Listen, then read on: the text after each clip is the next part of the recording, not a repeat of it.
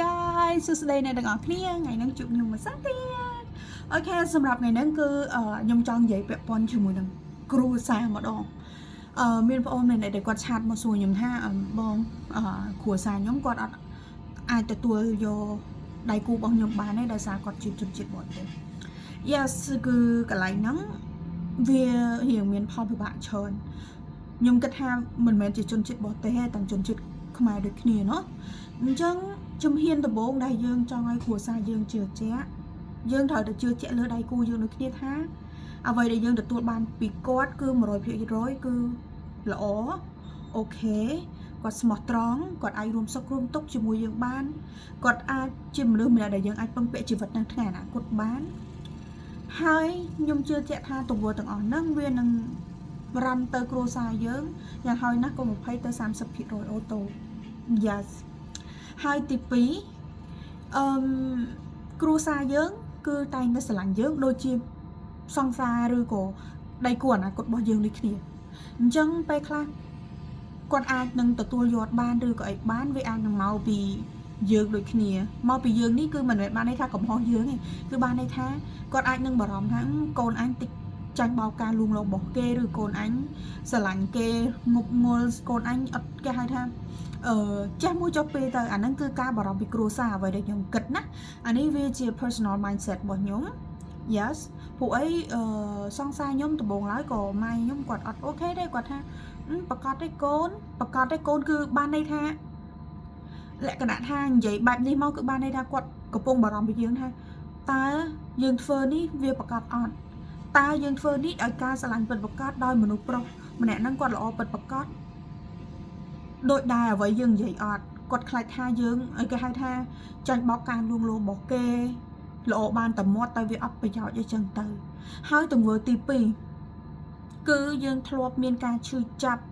វេទនាដោយសារស្នេហាហើយយើង show off ឲ្យគ្រួសារយើងឃើញការ show off ឲ្យគ្រួសារឃើញមិនមែនជាកំហុសទេណាខ្ញុំសូមបញ្ជាក់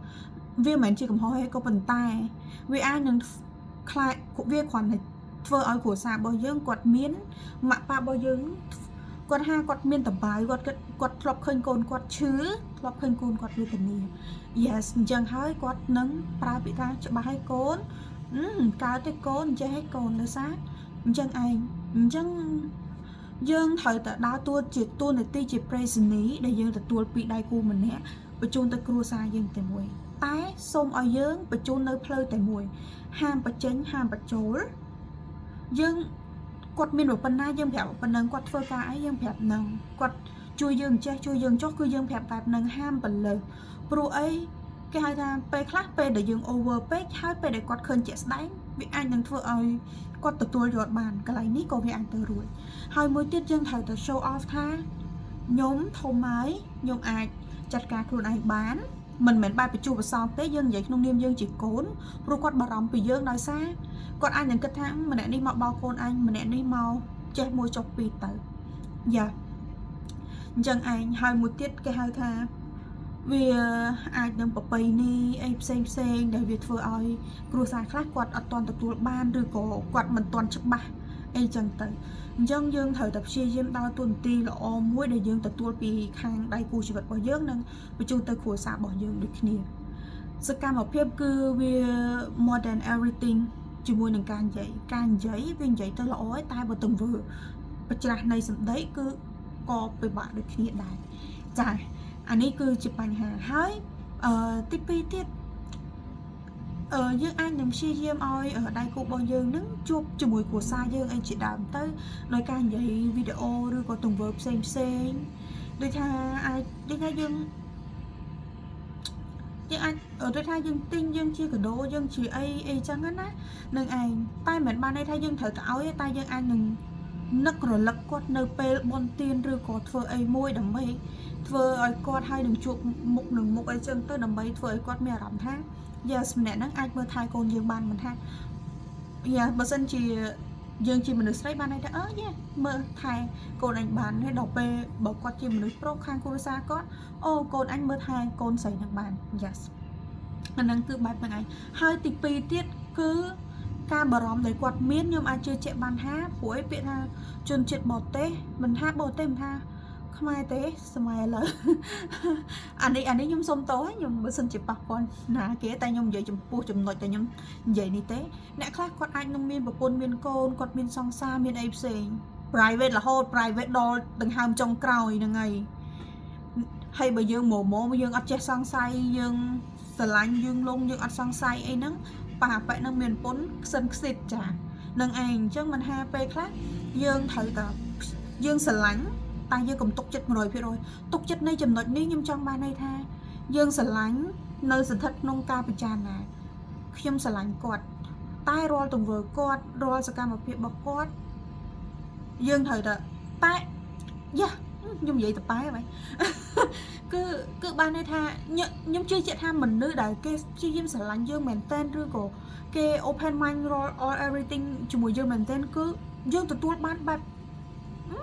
អត់មានញញ៉ៃទេតែខ្លាចតែអ្នកដូចថាមានប្រពន្ធមានកូនមានសង្សារមានអីហើយតែមកស្រឡាញ់យើងធ្វើដូចជាខ្លួនមួយ yes នឹងឯងអញ្ចឹងយើងត្រូវតែឆែកឲ្យពិតប្រាកដមុននឹងយើង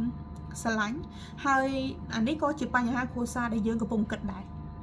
គ្រួសាររបស់យើងគាត់តែតែគិតថាកូនច្បាស់អត់ថាម្នាក់នឹងអត់មានប្រពន្ធមានកូនច្បាស់អត់ហើយម្នាក់នឹងការហើយនៅម្នាក់នឹងចេះម្នាក់នឹងចុះហ្នឹងហើយអាហ្នឹងគឺជាបញ្ហាអ្នកដែលគាត់ដូចថាស្រឡាញ់បត់ទេគឺបែបនឹងឯងអញ្ចឹងអ្វីដែលខ្ញុំចង់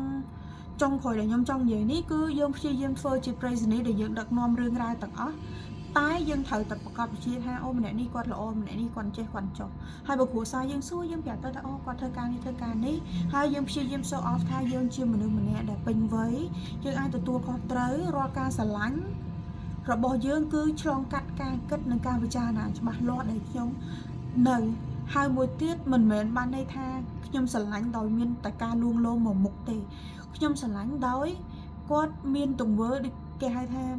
គាត់ជួយដោះស្រាយនៅបញ្ហាផ្លូវចិត្តខ្ញុំគាត់អាចគេថាសម្រាប់លុយកាក់ពេលខ្លះទៅគាត់អាចនឹងជួយខ្ញុំពេលដែលខ្ញុំខ្វះខាត1 2 3អញ្ចឹងទៅ yes អញ្ចឹងគឺ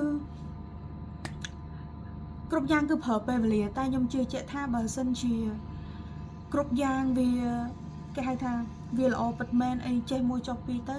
គាត់នឹងទទួលយកបានខ្ញុំជឿជាក់ថាអញ្ចឹងអូខេអរគុណសម្រាប់ការតាមដានវីដេអូបាយ